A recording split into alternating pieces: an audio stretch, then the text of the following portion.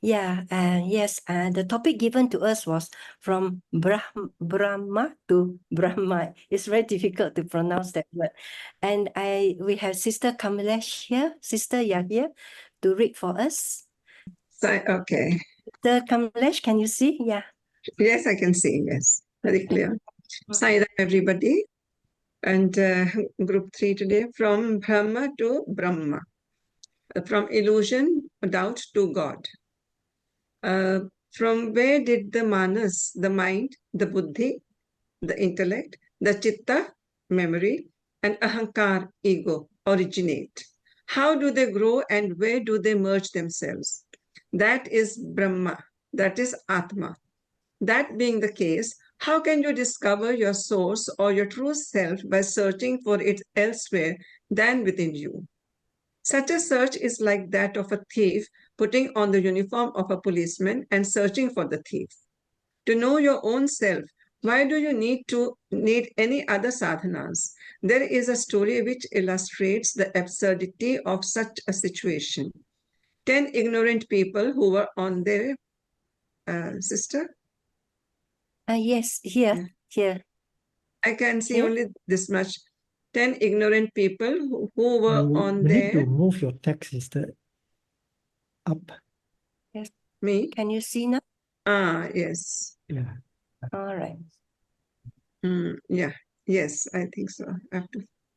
Okay. 10 ignorant people who were on their way for a pilgrimage attempted to cross a river. After crossing the river, one man started counting and noted that only 9 had crossed the river and started wailing that the 10th man must have been swept away by the river. Each of them counted the others in the same manner, leaving out himself, and found one man missing. A passer-by noticed their plight and inquired them the cause of their distress. They all said that one of the 10 in their group had been lost in the river. The intelligent traveler found that while counting, each one had left out himself and counted only the remaining 9. Lining them up in a row, he counted all the 10 and revealed to them that earlier at each count, the man doing the counting had left himself out. This indicates that the individual who is not aware of himself cannot understand anything aright. When you are yourself the Atma, if you pray to someone outside, how can you recognize your own self, the Atma? The 2 questions are, how does a person undertake the sadhana of discovering and knowing your own self? Number 2, what is the outlook of a person who is aware of him or herself? How does that person lead his or her life in the world? Yeah. Yes, sister? Thank you, Sister. Sai Ram. Okay, Sai Ram. So I think before we go into our group members' view, and there's something I'd like to share here. You know, question 1 would require us to understand what this own self, the self with the capital S, and what sadhanas to undertake, you know, towards this goal. So to discover our own true self, self-inquiry is needed. And below, I watched a video on Swami Sarvapriyananda, who gave an interesting account on the importance of self-inquiry. So allow me to just share this first. Okay. Swami Sarvapriyananda related this. He said, at Harvard, a professor of philosophy asked me this question. Swami, the goal of spiritual life is enlightenment, right? But that's so rare. Don't you agree that so very few people in any generation will get it? So if that's rare, then why start that at all? Why do such a thing which chances of success are so low? So I gave him 2 answers, and he gave me a 3rd answer. So below are the 3 answers. The first one from Swami Sarvapriyananda, he said, everybody will get enlightenment, this life or next life or some other life, because our real nature is Brahman, which is absolute. At least that's what Advaita says. You and the ultimate reality is one reality. If divinity is our own nature, how can we not get it? One day or the other, we will have it. Nothing can stop us. Enlightenment is inevitable. Yes, it's true that in each generation, very few might get it, but each of us ultimately will get it someday. And the catchword here is ultimately. This is one thing that you cannot fail, he said. Arjuna asked Krishna, if I pursue this path and I don't realize God in this life, is it wasted? Krishna replied, anybody who sets on this path of spiritual seeking never comes to a bad end. This path is always fruitful. And Swami Sarabhinanda's second answer is, what else would you do once you begin to get a taste of this path, once you begin to feel it? This becomes the most important thing in your life. It grows on you until it becomes the central thing in your life. Everything else in our life continues. Our family, jobs, your personal life, your personal quest, but the center of our life becomes this spiritual quest. So what else will you do if you don't pursue God realization in life? I'm not saying that self-inquiry is the only path.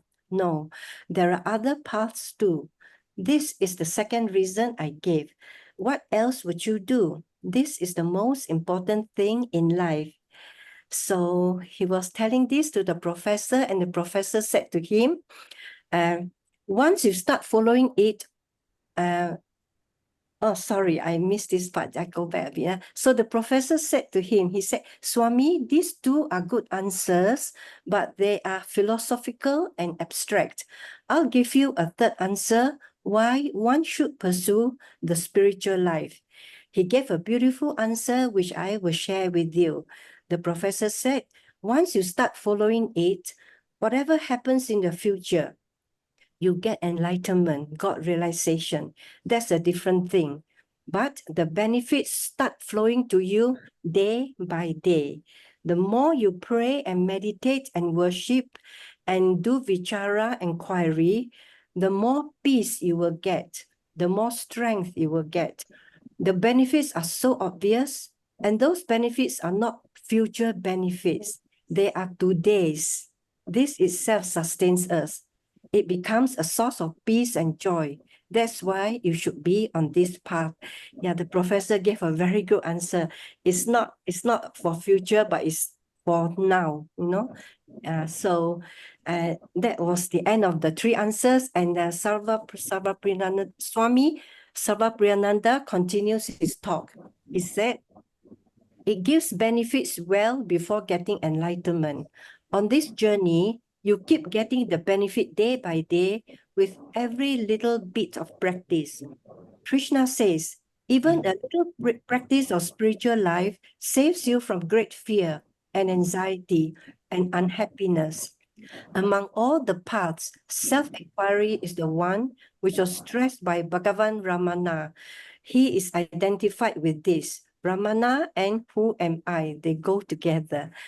It is not that Bhagavan Ramana was against any other paths.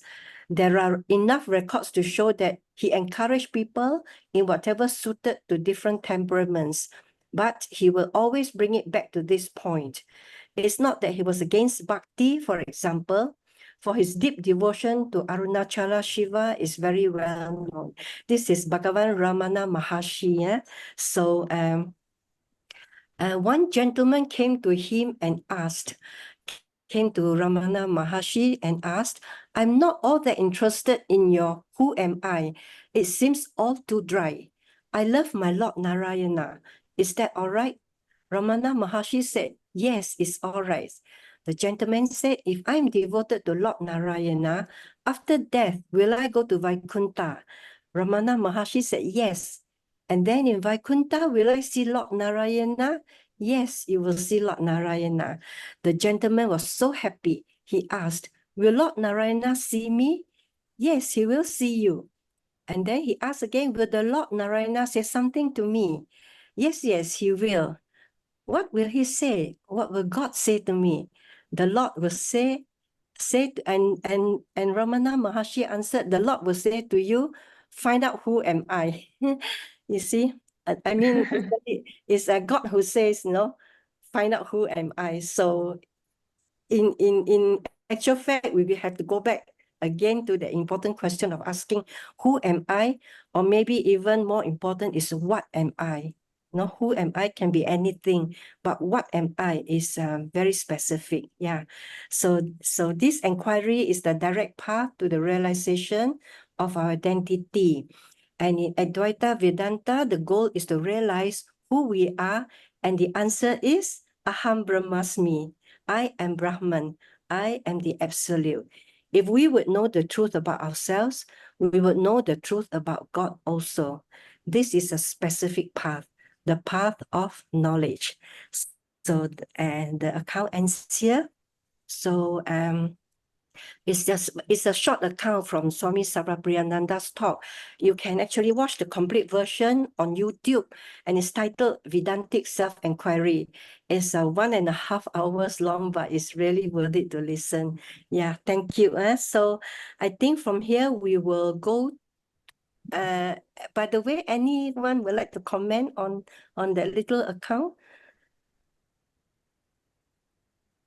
Before we move on to our members' views. Saram sister, yeah, I think what you share are very good. As you do your sadhana and all that, even you do seva, there's a lot of benefit, a lot of happiness, You do your meditation, you have peace of mind, and then you become more creative, more intelligent because you're tapping the source of all knowledge. So a lot of people doesn't know that, I thought, when you self-inquiry or meditation, it's so difficult and a lot of people give up. But as you are doing it, actually there are a lot of benefit. For one example, like meditator hardly gets sleep, hardly gets sick, and they are very calm people, very patient, very tolerant. Because of their practice, they become that kind of character. Of course, there are many, many other benefits, Silent. Yeah, thank you, brother Jane. Sister Silent. Yes, when we were born itself, all the knowledge, everything is within us. But we are always being outside and we don't concentrate on that. That's why you have to go inward. You have to meditate, silent sitting, yoga. All this will come to you. Automatically, all the knowledge, intelligence will come to you. It's already there. It's not outside anywhere, it's inside. So you have to meditate and know the truth. That's what is very important. Inward, you have to go inward. The Brahma, the Parabrahma, the soul, you have to concentrate on that conscious. Then you'll automatically know the truth. And you'll know from the truth to untruth. You'll come to know.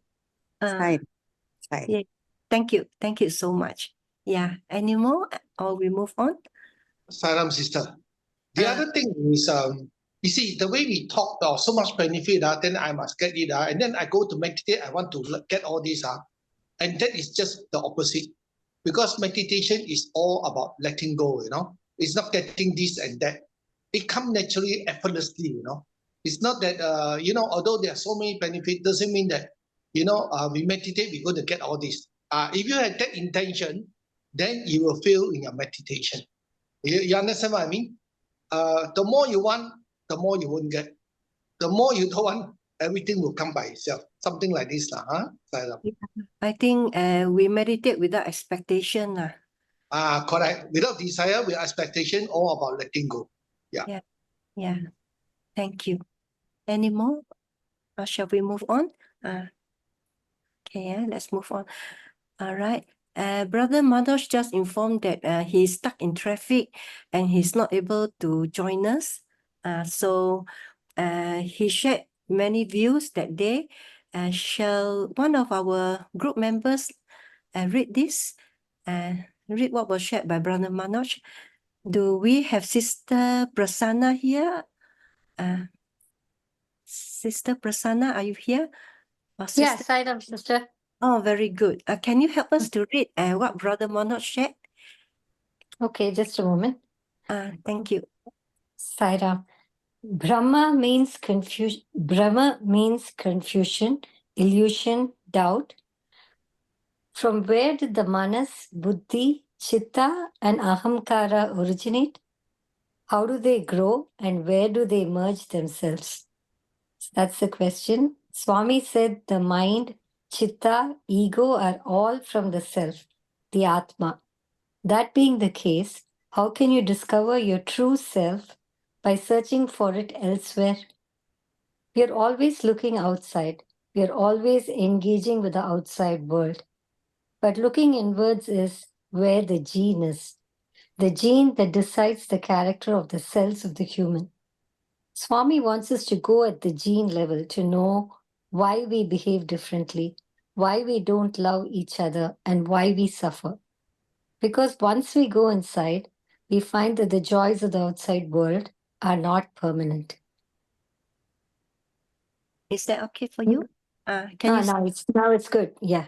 All right. Even Lord Buddha himself was looking for a solution to why everybody was suffering. He meditated and meditated on it, and finally he received the knowledge that everything was coming from within. You want me to go ahead, sister? Yes, sister. Yes. Take the 10 fingers. We count 1, 2, 3, 4, 5, 6, 7, 8, 9, and 10. But as a child, we used to say 10, 9, 8, 7, 6. Then we look and see, and there 5 more fingers on the other hand.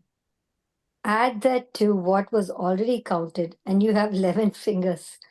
People try to confuse by giving logic. It is good to have logic to know how to go to the path of God, but finally, the logic ends at the end and the faith comes. This is what the story is talking about. Yeah. Can you see? Yeah. So All it's like the 10th man, an outside man coming and telling him that he had not counted himself. That 10th man not counting himself was the problem because the buddhi, the mind, always tends to look outside to get the information. So, how do we take the path of discovering our own self? It is by going within. We think that joy and happiness is all good when we don't find it outside. We try looking for it inside and we find it right there. Taking the sadhana for discovering our real self comes only after the enquiry from within because the quest for happiness is also coming from within. But we are looking for it outside. And that is the reason why all this confusion and illusion is taking place. Yeah. Thank you, Yes, sister. Yeah. Would anyone like to add on or comment on what Brother Manoj shared? No? Yes. Sairam. So the Sairam. thing is, we are only confused because we are living in the Maya world, but the Maya world is also real, right? We touch our hand, we can feel our hand, we can feel our body, we can feel the surrounding, So I don't know. I don't think we can say, living in this world is totally Maya. You still have to live in the world, in the, what I call, how do you say? Still live in this illusion world, but you still live happily and peacefully, and joyfully, you see. So at least temporarily, right, before you discover your true self, which is the eternal happiness.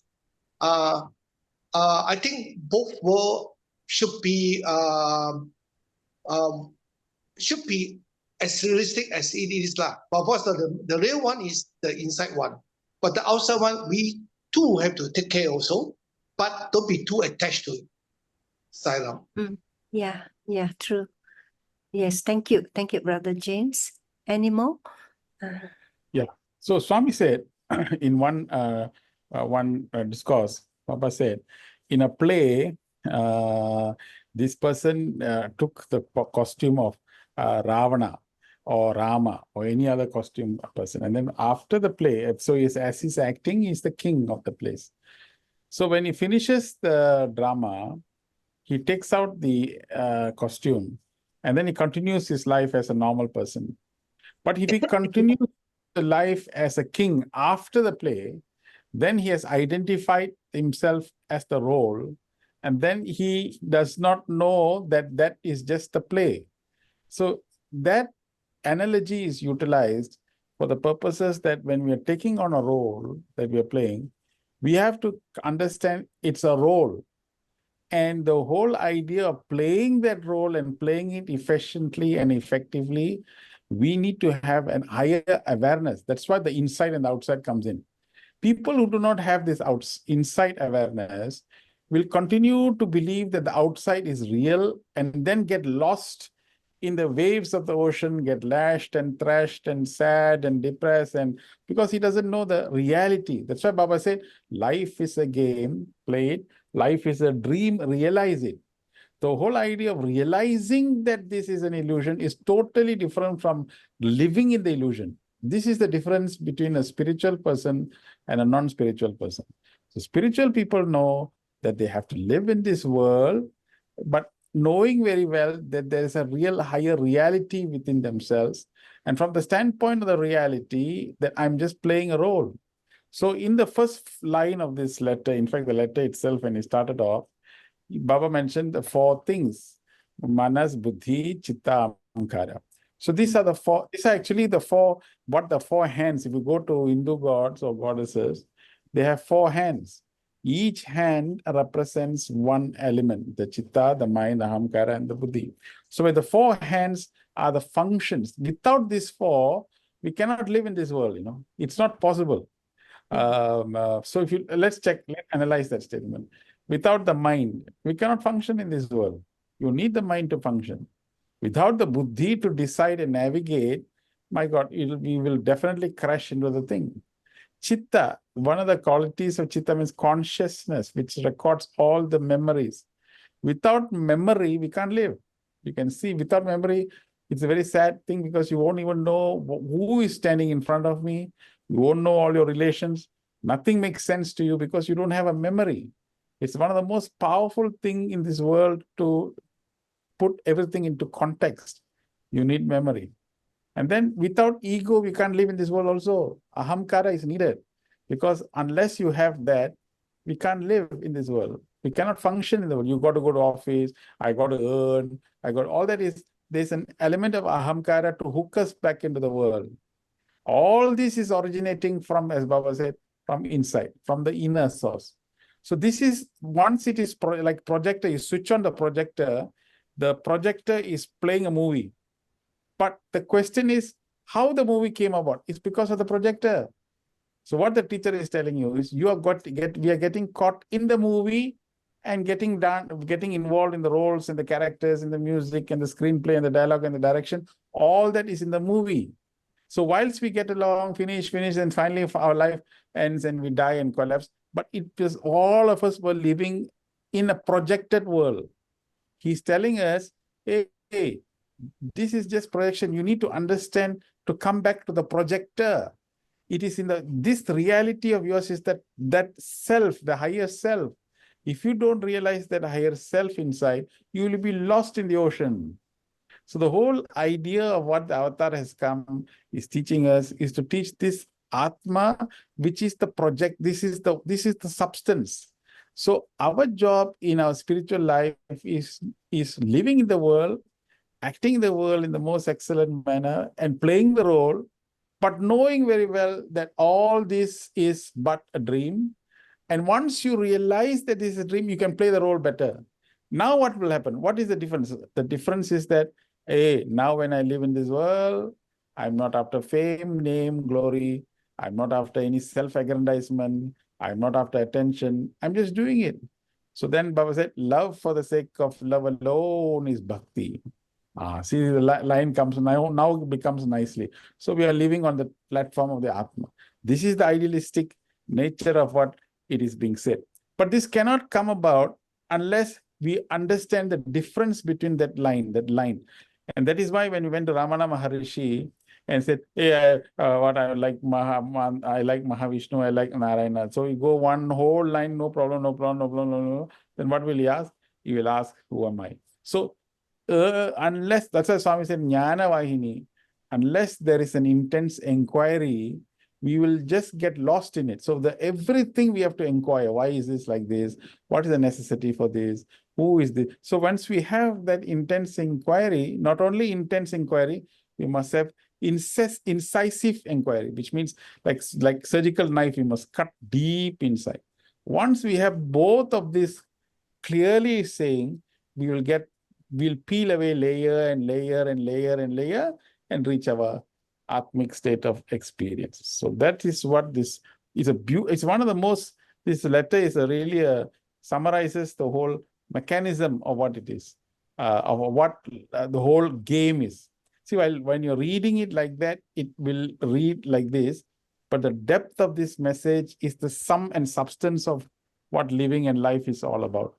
Living in the dream is one thing, but realizing that it is a dream is quite another. And once you realize that, wow, you want to play that role even better, and you'll want to play it fully, and you know it's a game. So then what happens?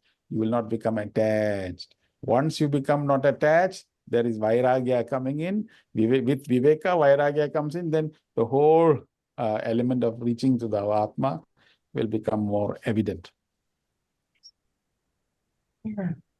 Yeah.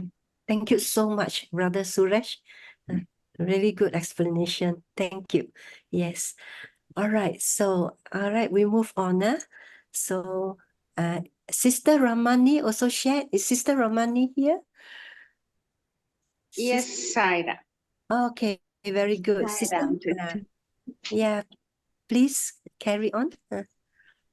Okay, this was long time ago, no? Yeah, I was also trying to find happiness outside, but it would be for just a moment or maybe for a day or two or a month, just very short-lived, and I would be disillusioned. So the only way is we have to experience, we have to understand, and then we will find out it was always within you. We are restless until we go back from where we came. That is the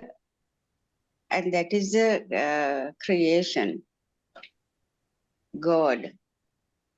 We were born Buddhist and we just follow rituals. And when Swami explained everything to us, only that we really understood what had been preached a long time back. And we realized that Buddha had been explaining this to us. So now it's just that once we came to Swami, only we realized this. It's like we were born again. We have realized something that we have to pursue in life. Saira. Thank you, Sister. Any comments from our members here on what Sister shared? Sairam. There's one thing that is very important when, our Vedic chanting, our Veda chanting, all that, is praying to all the devas and devis to fulfill our desire, right? Not even talking about the self-realization yet, All the Veda chanting is about fulfilling all our desire. So it is also said that it is important that we fulfill our desire. If without fulfilling our desire, we also cannot go inward also.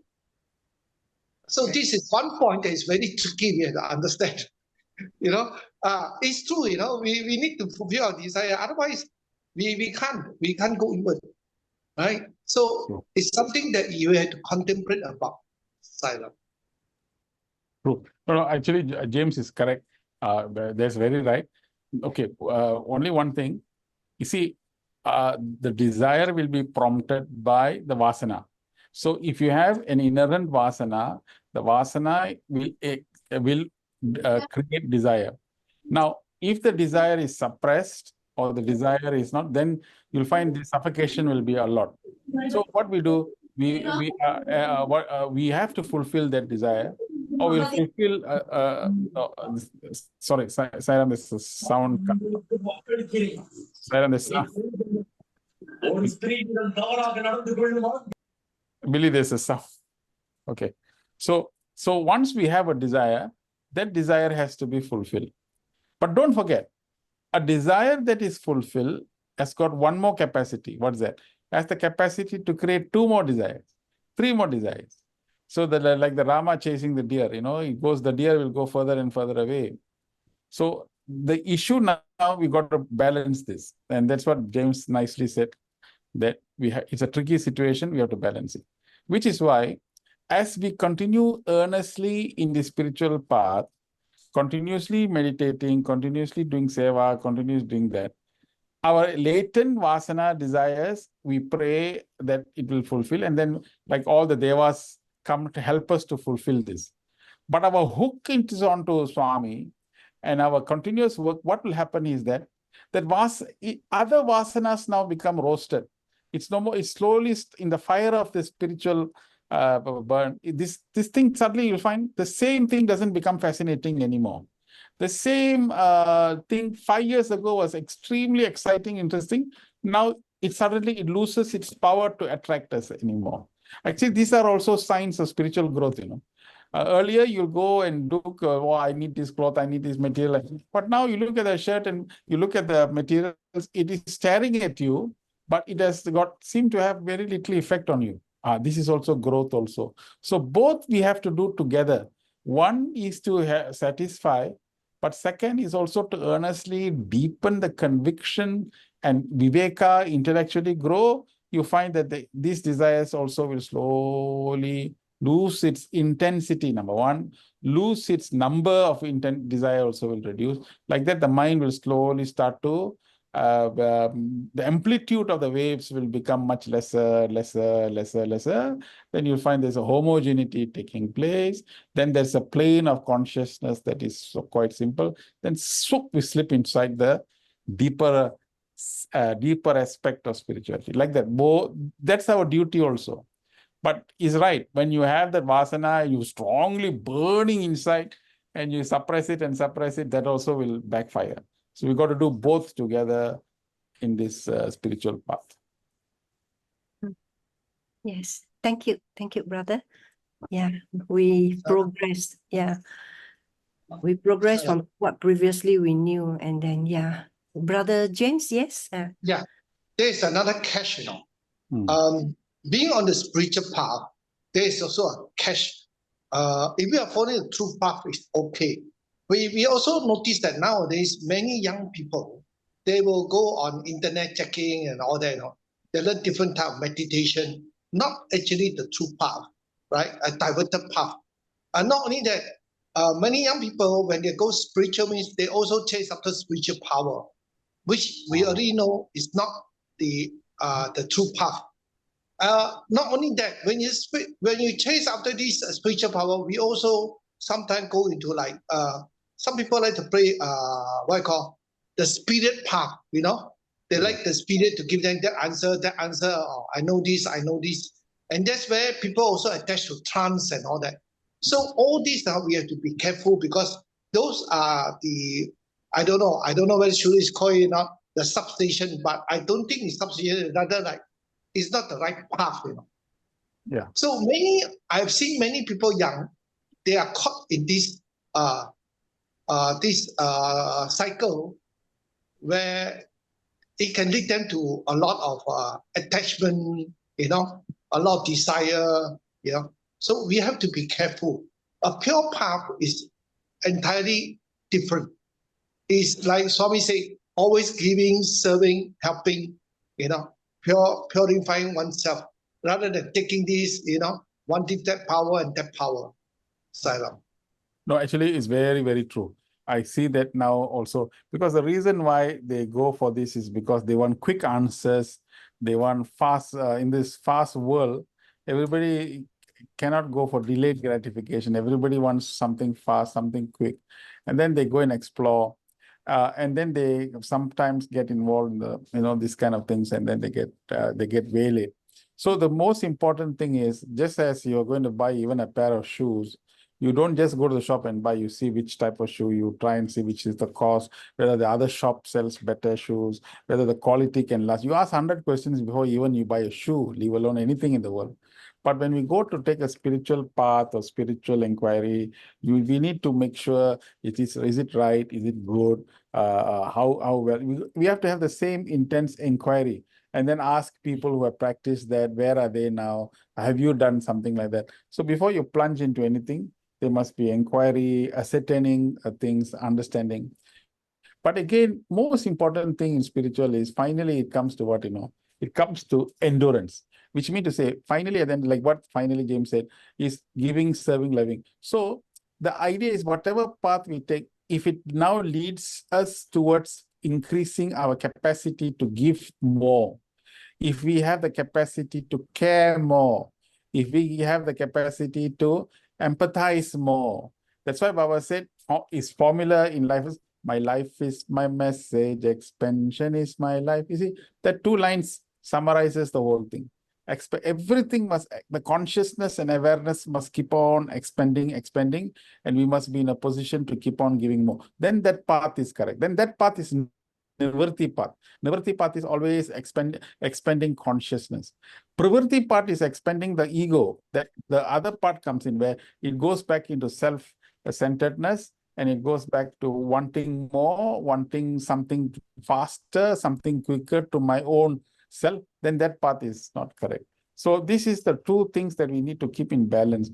Spiritual path is not an easy path because one thing is that the 8-lane road will come to 4-lane, 4-lane to 2-lane, 2-lane to 1-lane, 1-lane to one path to one, one thin path, one small path. And then after that, it will go to one rope. And then after that, it will come to one string. You have to walk across that string, balancing like that and nicely coming out. So as we keep on doing these things, there must be a serious scrutiny of more and more vigilance must come inside, more and more awareness must come inside towards it. But more importantly, I think people must ask. Whenever there are lots of other people, the other people of 30 years, 40 years, ask people, inquire, hey, is this right? Is this something good? So don't take a decision and just jump into it, but inquire from lots of people and make comparison, make understand, like a study. Then after our consideration, then we consider everything, then we take the right path. Then the path will be correct path. Otherwise, we'll find we'll be impulsively following something just because 2, 3 people other followed, and then we get into the wrong side of things. Yes, very good. Thank you, Brother Suresh. Okay, we move on. Okay, the next is Brother Manoj sharing. Can we have someone in our group to read for Brother Manoj? Sister Shamini, are you here? Or what? Sister Kamlesh, would you like to read? Yeah, okay. Thank you.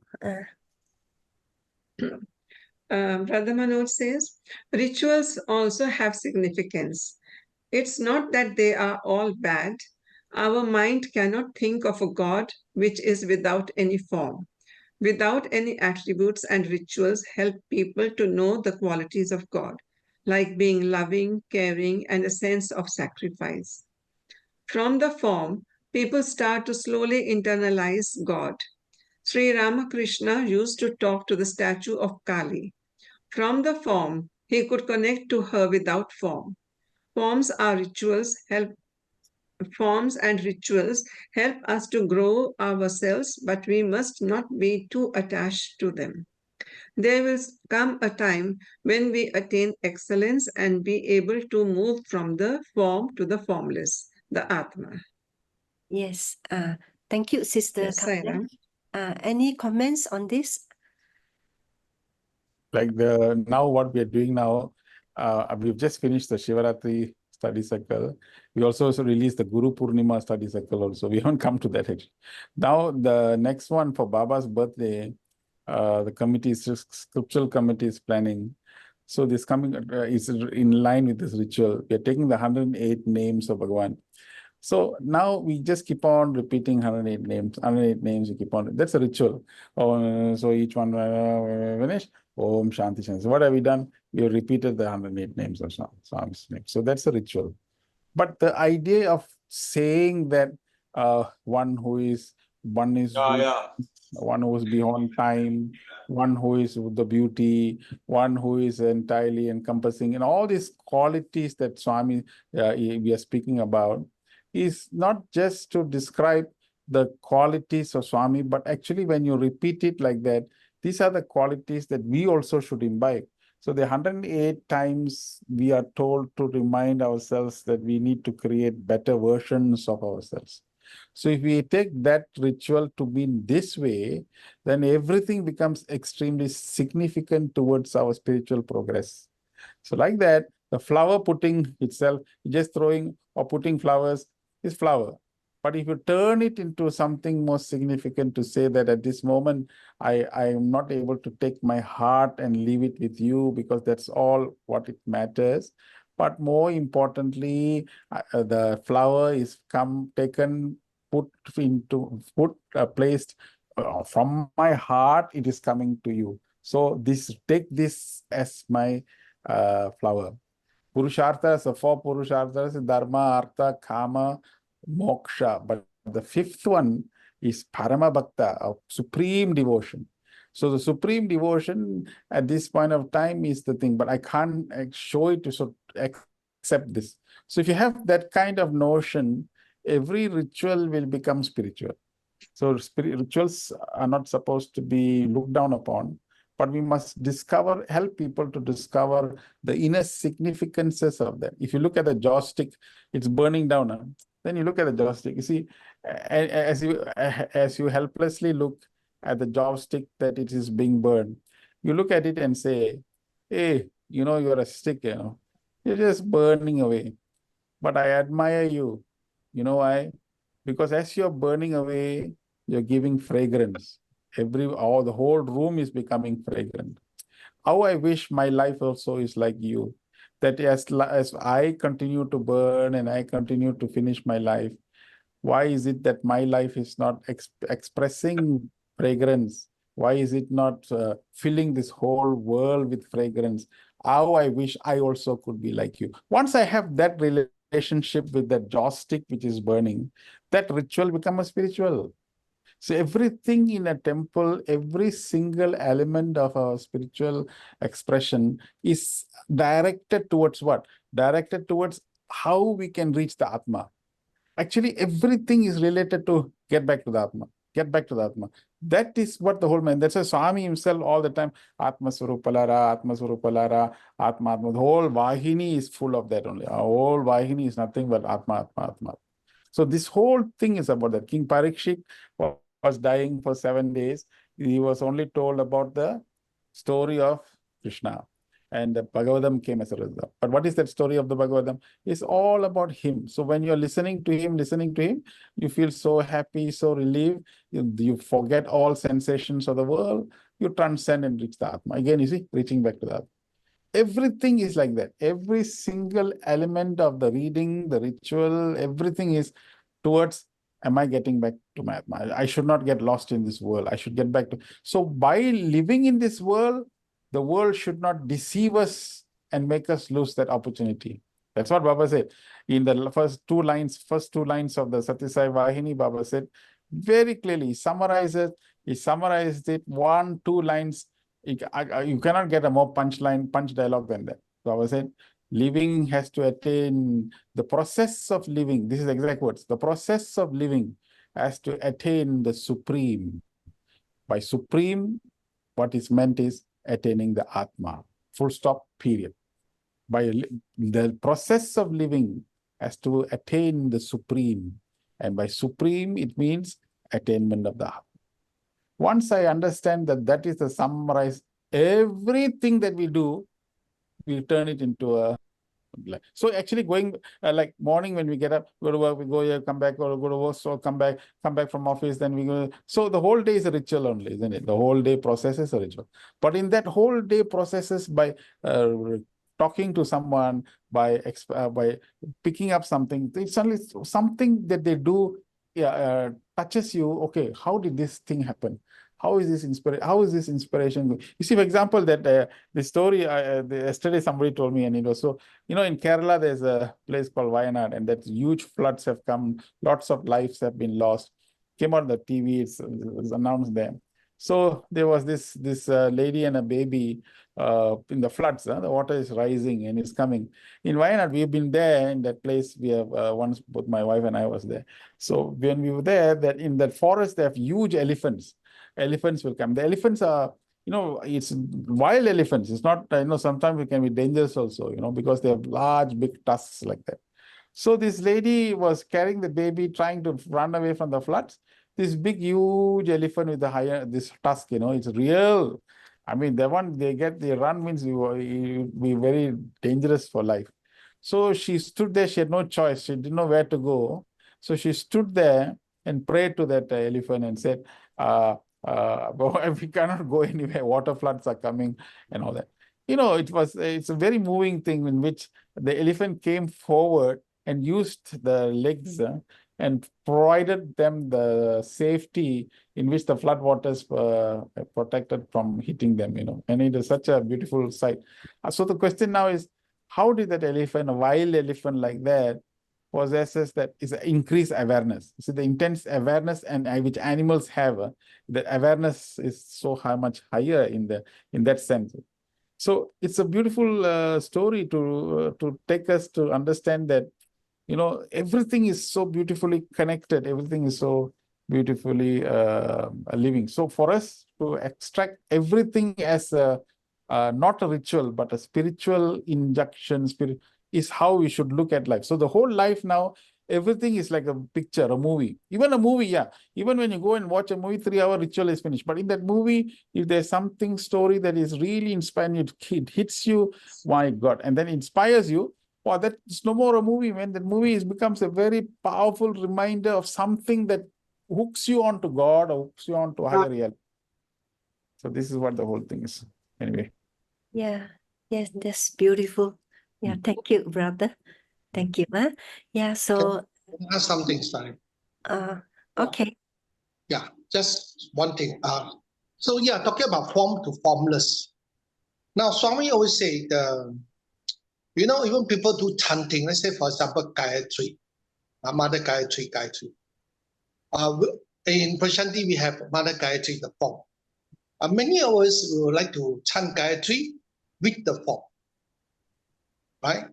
Swami also say in the Gayatri, he also mentioned, actually, Gayatri is Brahman, formless. Swami mentioned it in the Gayatri book, I was surprised, when I read that. So we know why Gayatri, the form was formed. Swami said that easy for you to concentrate. Doesn't mean Gayatri got 5 head. You already know the 5 head represent the Gayatri, the 5 line, the 5 lines, Then again, Swami said,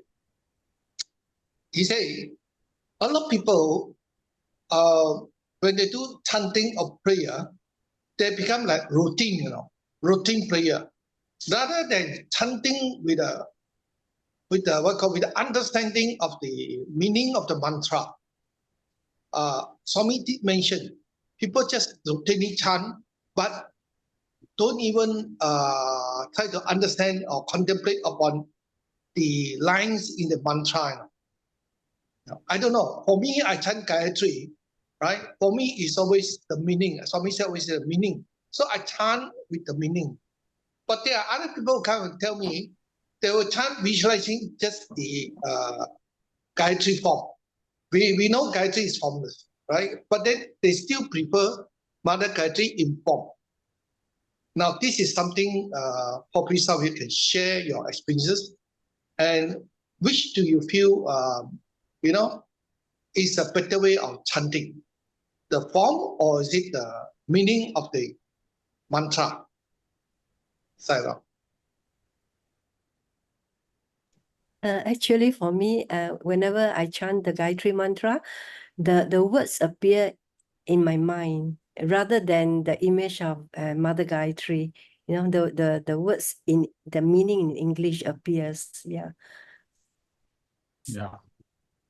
See, the thing is, if you actually really true, every mantra is like a fantastic accelerator. Ooh, the sound is very good.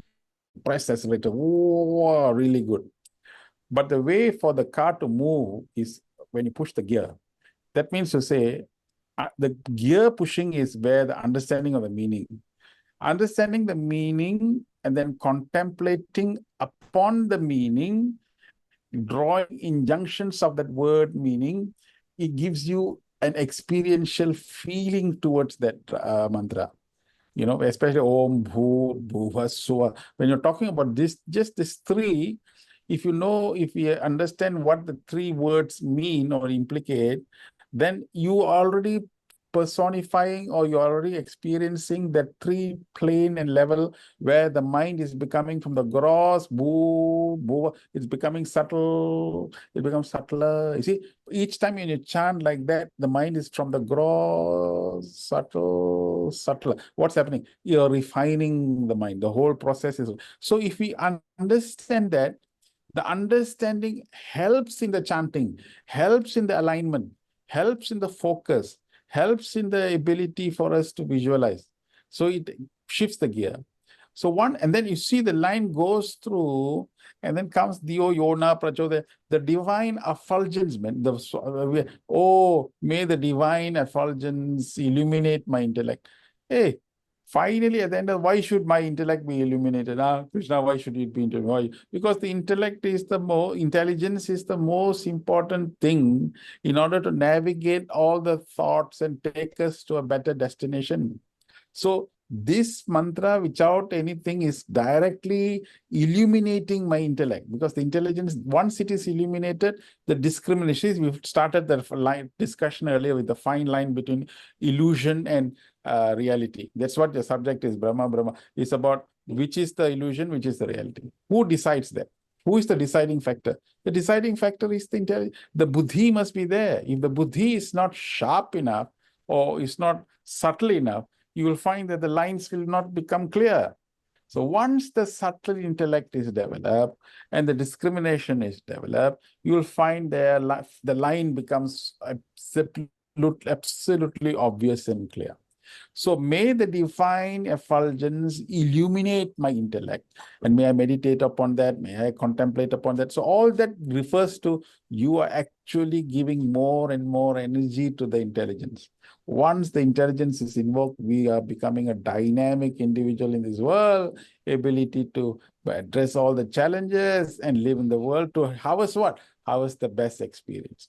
Why should you harvest the best experiences? To address all the problems, and so your mind will be free. Once your mind is free, you're not firefighting anywhere. It will be available for what? Higher and higher contemplation.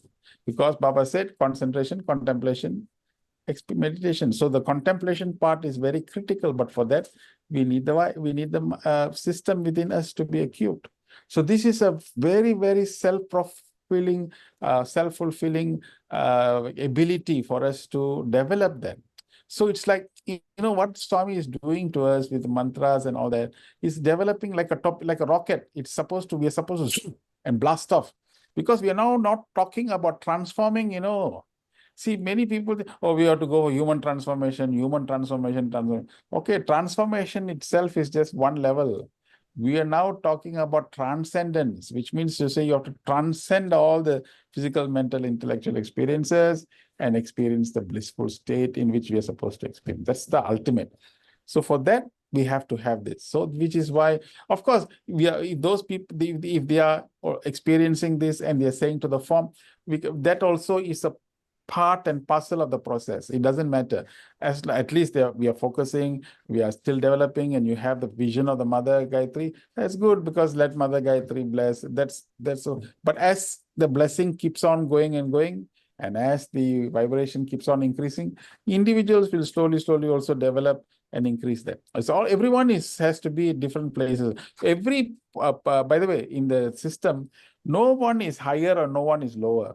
Nobody is competing, everyone, that's why it is such a democratic process. in which everyone, according to their own level of competency and own level of consciousness, practices what is now conducive for them to reach a destination. But definitely rivers may start different places, but always everybody will reach the same ocean. So there's no problem. But the thing is, we have to allow the wisdom to grow collectively and uniformly and homogeneously. Saram, Hmm. Uncle, I think the form initially we do need the form, but Definitely. later on, I think we have to focus on the formless. We can't be too obsessed with the form. Because Sure. if we are too obsessed with the form, because Swami said is omnipresent. Like even in Prashanti, I think some people, some devotees have become too obsessed with the form, and then Yeah. they went to Mudanahalli to look for a subtle form and all that. So Dinesh, Yeah. the secret of life is when you enter into the Hindu temple, right on the top there, every Hindu temple, they have already signed off and said Om right at the top. Remember, there's a Om on the top of the temple. Then Om is the uniform, Om is the sound of the symbol, it's a formless expression of the divine. As you enter into the temple, you will see many forms.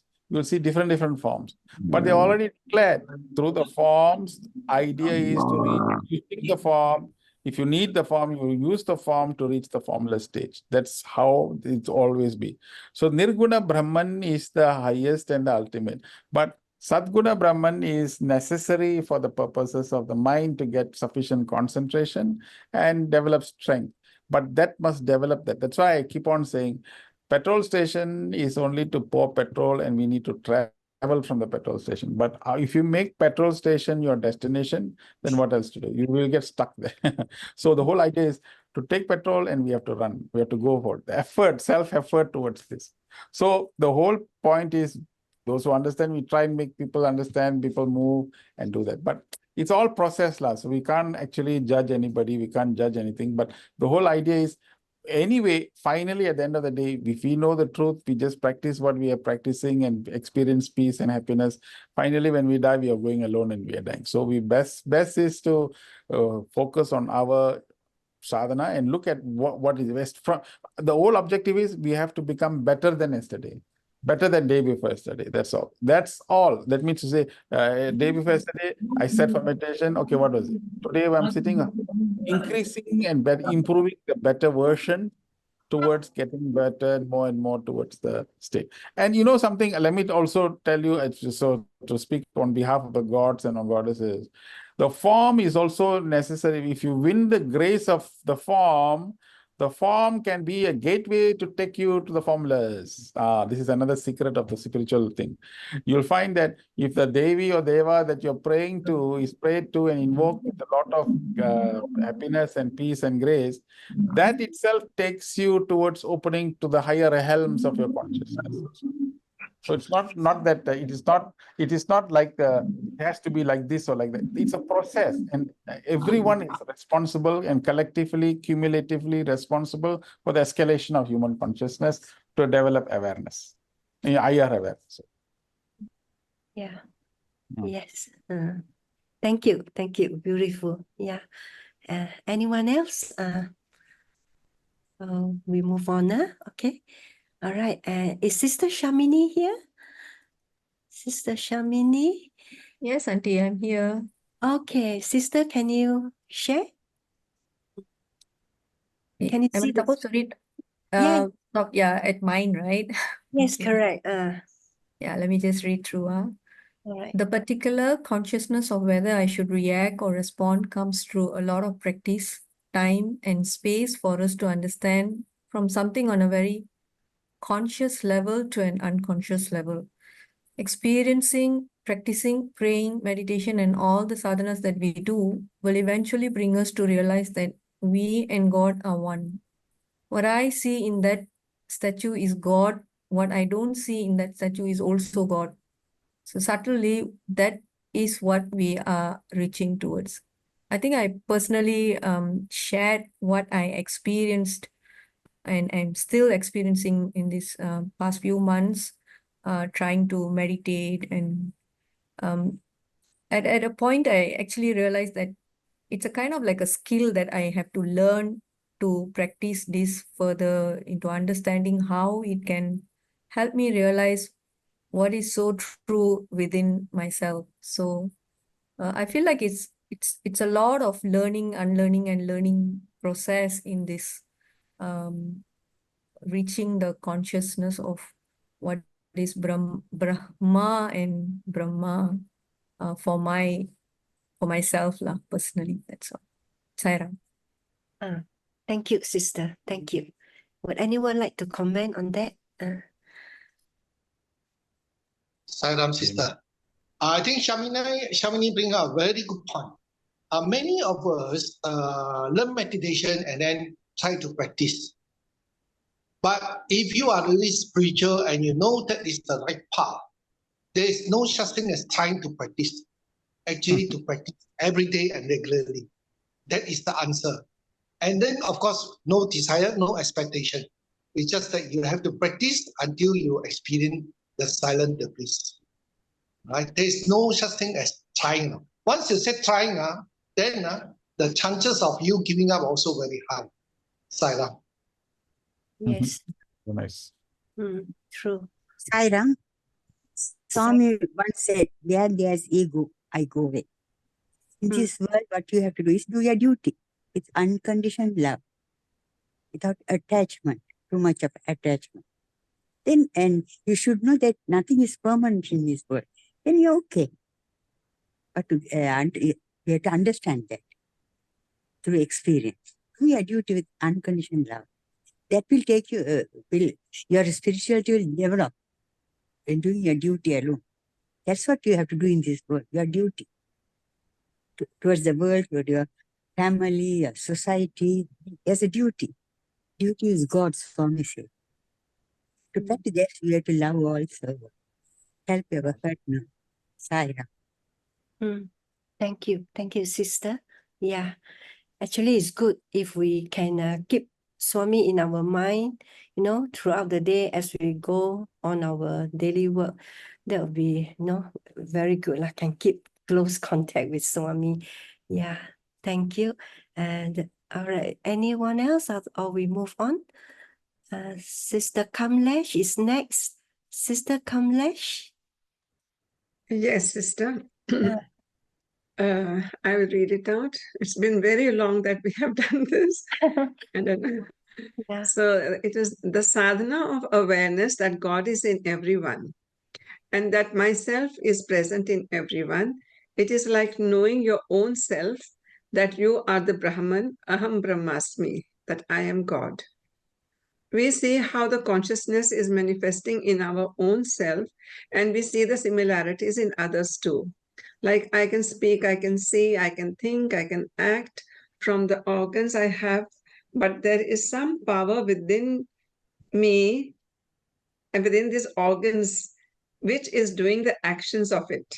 And that is Brahma, that is God. We are all made up of the same God. So if we do or say something bad or we are hurting someone, we are harming and hurting God.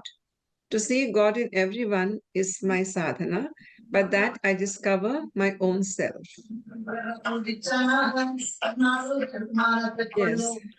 And I've been trying to do this. I have to use the word try because I need a reminder every now and then, like seeing the nature also, seeing the people, seeing the animals. And then I have to think that, yes, God has made them like God has made me. We all are one. We all have the same spirit. And love is the power which binds us all. So if we give love to all, then nothing will hurt or harm anyone. That is how I had been practicing, seeing.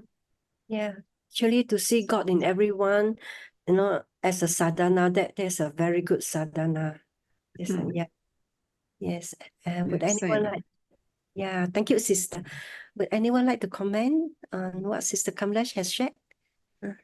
Sairam. Sairam. We're all made of the same God. If we do something, if we say or do something bad, we are hurting someone, we are harming and hurting God. I totally agree with this. Basically, for me, I believe in the law of karma, If you're going to hurt people and all that, the thing is going to come back to us, and our bad karma is going to increase. We start practicing namasmarana, meditation, all this, our good karma will be increasing as well, you know. But a lot of people these days, they just go on, they just open them out and just hurt people and all that. They do not realize that it is their bad karma that is increasing, and everything is in the end is based on karma. What we do, what we see, what we tell. This I believe, because I follow Buddhism. They eventually believe in good and bad karma. Sayonara. Yeah. Thank you, brother. Yes. Yeah, it's very important, this awareness, awareness of what we should do or what we should not do. That's very important. It really helps us spiritually. Okay, I think Saira. In practical life, when some people just don't like you, So what happens is sometimes they open their mouth, actually is to get rid of you or to ask you to change, which is probably not right. Then you feel a bit hurt and all that. And yet you cannot react, Rather than seeing God in that person, you like, hey, you have to be very careful. Inside you'll be chanting to Swami, how to overcome this problem. It's not easy now. In real life, you actually see that you don't see God in that person at that moment. You rather see, this fellow is going to cause you some problem already. You already know already, But then you actually have to pray to Swami, to give you the wisdom, the patience, the tolerance to overcome it. That is the real life situation, And of course, being in the silent and keeping quiet and being very patient, solution does come. God does answer you in a way, but you really need to be patient. Rather than seeing God in him and then, I think the situation is not seeing God in him, rather than what is the right thing you're going to do. So that you also don't create karma for yourself. You also don't make the person unhappy. How to answer it, that is the important. And that you actually need the divine to help at that moment. Silent. Yeah. So the good point actually, because the real reason is that if you can't see, and if you find an enemy or your boss is annoying, or sometimes marriage problems, there'll be a lot of other stuff. So sometimes it can be so extremely irritating that you can't possibly, sometimes some individual, you can't even see them as individual, leave alone seeing them as God. So in that situation, we have to resort to the other one, where Baba said, you have to invoke the other clause that Baba said. What is that? Reflection, reaction, resound. Whichever people, whoever you are encountering in, whichever circumstances that you're encountering in, and if those people are unpleasant, it is our creation that created the unpleasantness. It is not that they are unpleasant. It is our own creation. And that's what just now Dinesh said. It's the karma. So something that we have done in the past with certain people now has come back, and that person is irritating me to cause me anger, is only because I created that situation. I created that circumstances based upon the reflection, reaction, resound. Now, therefore, the antidote for that will be that in our own deeper meditations that we go through, you have to keep on giving the love vibration to such people, or especially using the Ho'oponopono technique of I forgive you, I love you, thank you, and all. You got to keep repeating that and asking for forgiveness from that individual who's causing you harm, not that you caused harm, that the other person who's causing you harm. You got to keep on generating that. And you'll see that because love is a very powerful condition or powerful energy, that the vibration changes and you restore back that particular vibration. So the fact that creation of not that people will be godly, but we can have the potential to make them godly. So it is not about killing the enemy, but it is about killing the enmity. So this is what the whole spiritual laws are like this. We should not destroy the enemy, but we should destroy the enmity. And the radiation of love continuously generating from the realm of what? Not the physical, not the mental, not the intellect. From the atmic level, we continue to do and generate. There will be changes in the other personality that you see. It may not be instant, but definitely there will be an obvious change in which the circumstances. And once he returns back to its normal state, then again you see God in the other individual. So the potential of seeing God in other individual is also in us, is also in our perspective. So not only we need to change that, we also need to continue practicing that so that our life continues to become better and better. So this is what the spiritual dimension is. Normal individual, okay, is good, is bad, cut and like that we can do. But we've seen individual. We have seen like the Shakti program, which we did, where the headmaster, the principal came and told us all of these are totally washed out. They cannot be. The students will never improve. Their marks are very low, and all are gangster type of students, and all kinds of things were told to us when we took up the program.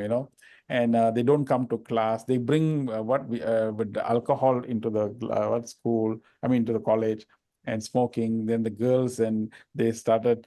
I think police came into the college. So the principal told us that we wanted to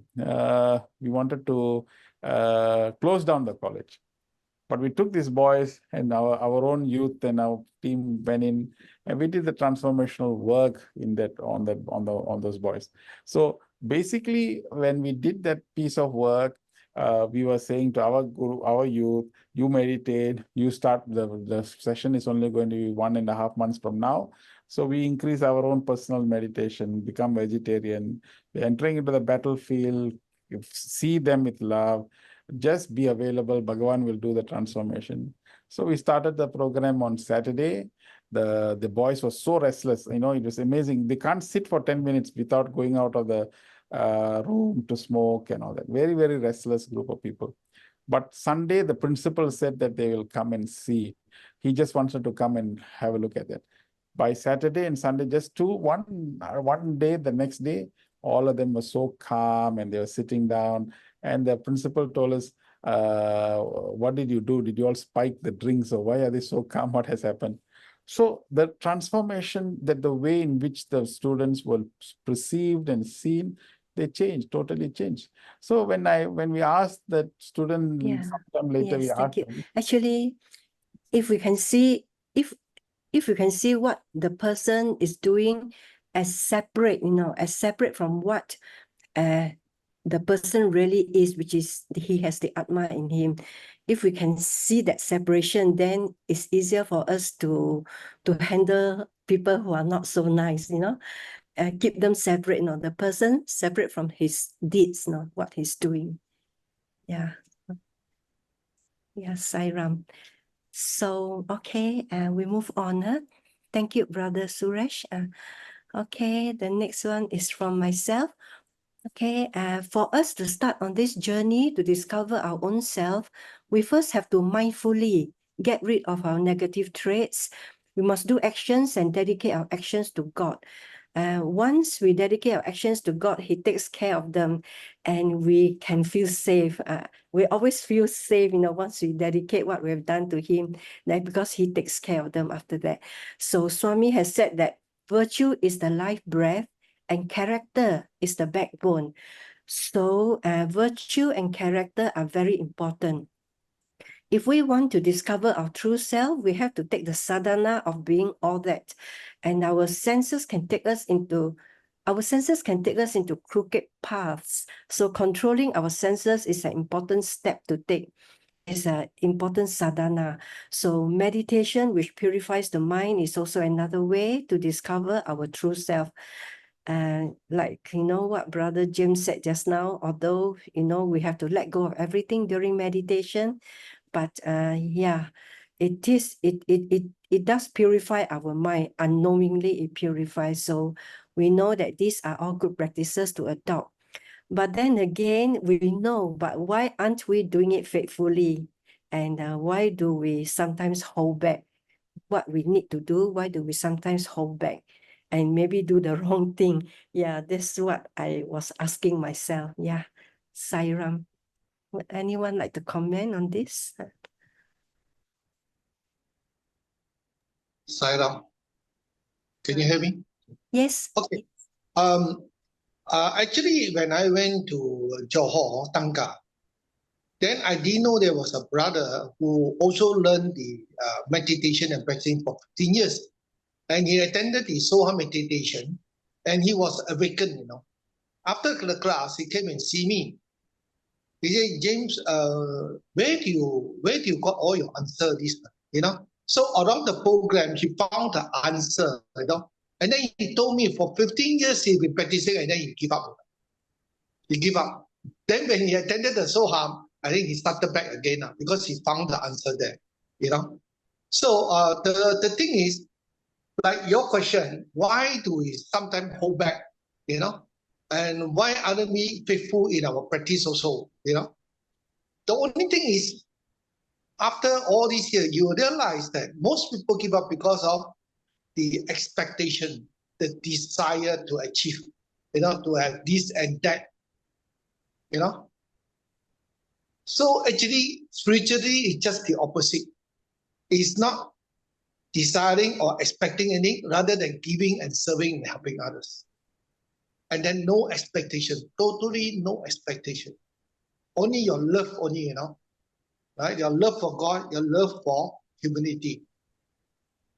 Any of one of us have, you know, I've done this, why I don't have this? I remember I read a story, true story in Malaysia, a young lady, when she does a lot of seva, you know, and then one period she went to a lot of suffering. Then she asked the question, why I done so much seva, I'm suffering today. She was very unhappy. True story. Right? It came out in the newspaper. My wife told me. Of course, we know the answer, you know. Doesn't mean you do seva, you don't have problem. You got your karma, you have to go through, you have to pay. You have to learn to accept, you know. All right? That is important. Sarah. Yeah, very true. We still have to undergo our karma. That's right. Okay, so shall we move on? Okay. Oh, it's 10 o'clock already. Yeah. So, sister, how many more you have? How much more you have? I have maybe half more. Okay, because we have another 2 more minutes, no, 1 more minute only. So never mind. So just we will keep this for next week then, the remaining part, right? Okay. Okay. Thank you. Sairam. Sairam, very nice. Today's session was a very beautiful session about illusion and reality. Next. Billy, you want to say something? What is this?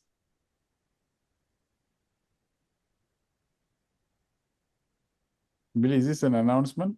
Oh, this is a commercial. Okay. On the 18th of August, we're having a parenting for those who are young parents here. This will be very useful for you. We will post this in our WhatsApp group. Okay, this on the 18th of August, and then on the 6th, 7th, 8th of September, we're having the silent retreat, the second one. Okay, this will be conducted by Dr. Sabitan.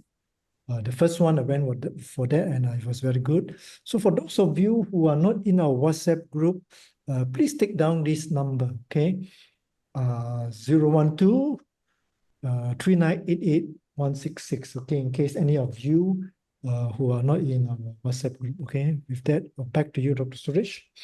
So thank you so much. It has been a really very nice session. Hopefully you can join some of the session. I think the silent retreat, if you can take leave, actually, to remain silent is a really beautiful feeling. Actually, nothing happened, but a lot happens actually in silence. So if you can make the dates available, it will be quite a nice thing. So till we meet again next week, Sairam. Thank you so much. Thank you, Sairam. Samasta loka sukhino bhavantu. Om Shanti Shanti Shanti. Sairam. Salam, everyone. Sairam, thank you. Sairam.